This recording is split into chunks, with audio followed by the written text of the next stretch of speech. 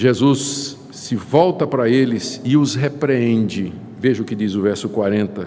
Disse Jesus: porque sois assim tímidos? Como é que não tendes fé? Por que vocês são tão medo? Por que vocês estão com medo?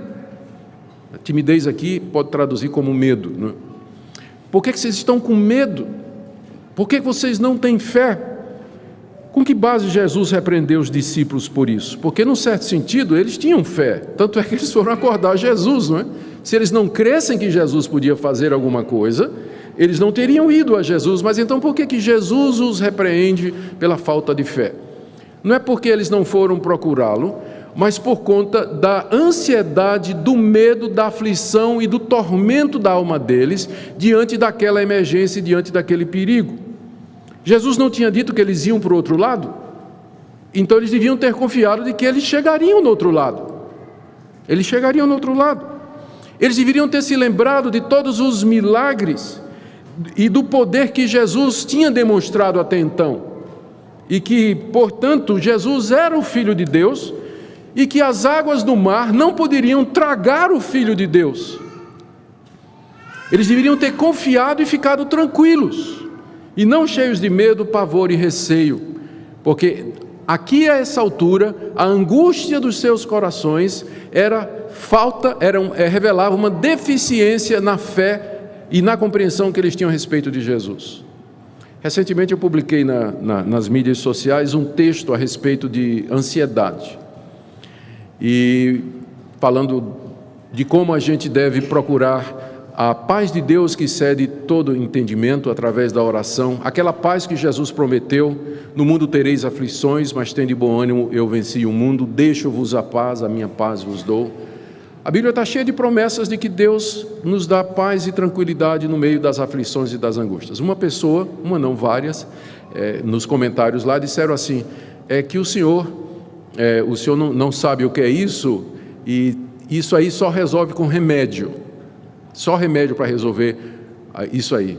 E eu respondi dizendo: eu não estou dizendo que há situações em que a ansiedade, a angústia, o pavor é resultado de alguma deficiência química, hormonal, algum distúrbio que é classificado aí no manual de psiquiatria e de psicologia como tendo várias causas ou nomes e efeitos e assim por diante. Eu não nego que estas coisas possam ajudar. O que eu estou combatendo é o fato de que a crença generalizada de que a única maneira de você combater a ansiedade, o medo e o pânico e a preocupação é indo para o psiquiatra, é tomando remédio.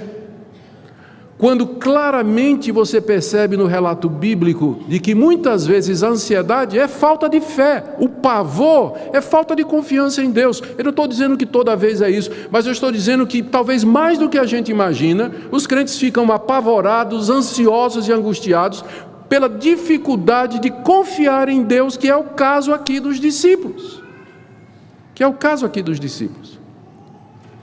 Rivotril não substitui fé, não. Não substitui. Há casos em que o problema é uma deficiência mesmo do crente, ele não compreende quem é Deus, ele não consegue confiar nas promessas de Deus e descansar. E também uma falsa compreensão do que é paz. Porque paz nem sempre significa um sentimento gostoso e tranquilo diante de nós. Você pode estar com seu coração galopando, uma tempestade no seu coração, e ainda assim a sua intenção e o seu propósito está firme em Deus, e você está confiando nele. Ainda que dentro de você haja um temporal de vento, mas você está firme. Essa é a paz bíblica, não significa um sentimento de bem-estar o tempo todo, porque isso depende de uma série de outras coisas. A paz de Cristo, o nome já está dizendo, é uma paz que se centra nele e que confia nele, descansa nele. Por isso que Jesus repreendeu os discípulos dizendo: por que vocês são medrosos e por que vocês não têm fé? Eles tinham, mas era uma fé deficiente. Mas era uma fé que ainda não havia compreendido quem era Jesus. E o resultado é que, em seguida, diz aí Marcos no verso 41, eles se encheram de grande temor, Lucas diz, e de admiração, né? Ficaram espantados, né, quando viram o milagre que Jesus fez e perguntavam entre si: quem é esse? Quem é esse? Como judeus, eles sabiam que somente Deus mandava no mar. Foi Deus que abriu o Mar Vermelho. Foi Deus que mandou uma tempestade contra Jonas e depois acalmou quando Jonas foi lançado no ventre do peixe. O Salmo 89, verso 9 diz assim: Tu dominas, ó Deus, a fúria do mar. Quando as suas ondas se levantam, tu as amainas, ou faz com que elas repousam. Os judeus conheciam e sabiam que Deus é quem mandava no mar. Ou o Salmo 93, 4: O Senhor nas alturas é poderoso, mais do que o bramido das grandes águas e mais do que os poderosos vagalhões do mar. O judeu sabia que uma das qualidades de Deus, um dos atributos de Deus, é que ele dominava o mar. E agora eles veem aquele que estava dormindo, fazia 2 minutos ali, se levantar e com uma palavra acalmar uma tempestade no mar da Galileia. Quem é esse homem que faz coisas que só Deus faz? Quem é esse homem? Se eles tivessem compreendido, eles teriam acordado Jesus, mas com o coração tranquilo, dizendo: mestre, o senhor precisa fazer alguma coisa, senão nós vamos para a glória mais cedo. Gente, o que é que Marcos quis mostrar aos seus leitores ao registrar esse milagre de Jesus? Primeiro, aquilo que ele já havia contado, o que Jesus já tinha dito através de parábolas, que o reino de Deus havia chegado, mas que ele não era percebido por muitos. Lembra da parábola da candeia que Jesus contou? Lembra da parábola da semente de mostarda? Lembra da parábola da agricultura, que a semente cresce de noite e o homem não vê, não sabe como? Aquele milagre feito lá no meio do mar, naquele barquinho, uma demonstração da glória de Deus, de quem era Jesus, foi testificado apenas por 12 pessoas.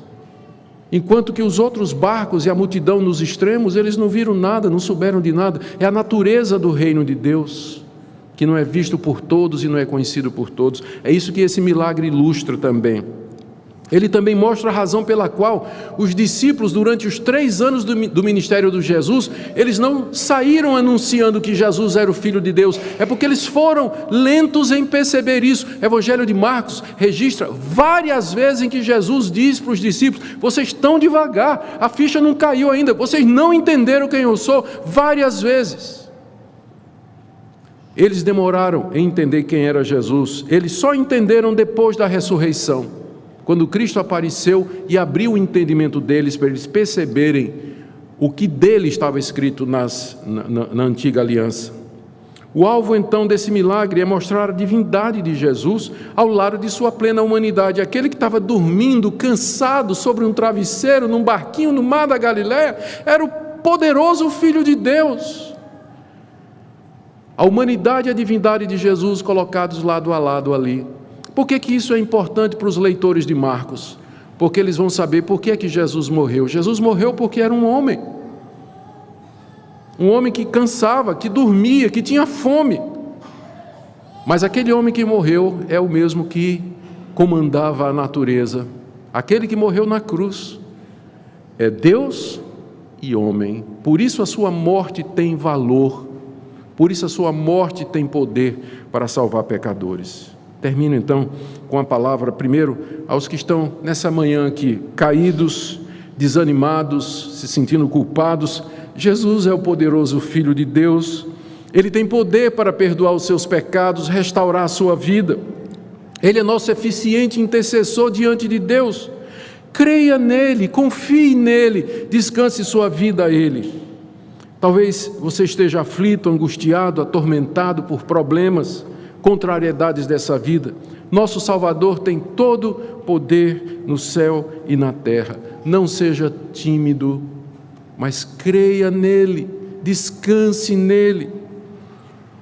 E por último, para todos nós, eu creio firmemente que boa parte da angústia e ansiedade dos cristãos reflete uma deficiência na sua vida espiritual. Eu não estou dizendo que toda ansiedade tem um fundo espiritual, porque eu sei que tem casos clínicos, médicos, que precisa de ajuda médica, não estou negando isso, mas eu estou dizendo que tem, em muitos casos, é uma deficiência na vida espiritual. Falta comunhão com esse Cristo, falta amar esse Cristo, andar com Ele, depender dEle, viver na presença dEle quando a tempestade chega. E meu apelo a vocês nessa manhã é que amem a Escritura, meditem na palavra, sejam praticantes dessa palavra, façam da leitura bíblica e da oração uma disciplina diária, parte da rotina da vida de vocês, tão natural como fazer 3 refeições ou mais, porque a sua alma também precisa de alimento. E queira o nosso Deus